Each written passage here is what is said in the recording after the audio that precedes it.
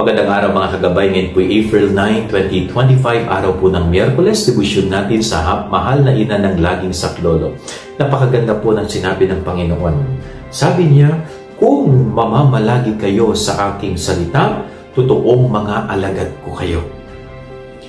Yung isang taong nakikinig ng salita ng Diyos, inilalagay sa kanyang puso at isinasabuhay ang aral at turo ng salita, ang siyang totoong namamalagi sa ating Panginoong Hesus.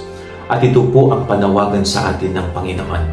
Manatili tayong namamalagi sa Kanya sa pamamagitan ng patuloy na pakikinig sa Kanyang salita.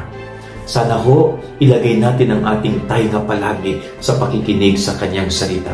Ituon natin palagi ang ating puso sa ating Panginoon, lalo't higit sa Kanyang banal na salita, upang sa ganon, tayo ay manatiling namamalagi sa Kanyang piling. Ito pong ating gabay aral ngayong maghapon. God bless po sa inyong lahat. Pagpalain kayo ng Panginoon.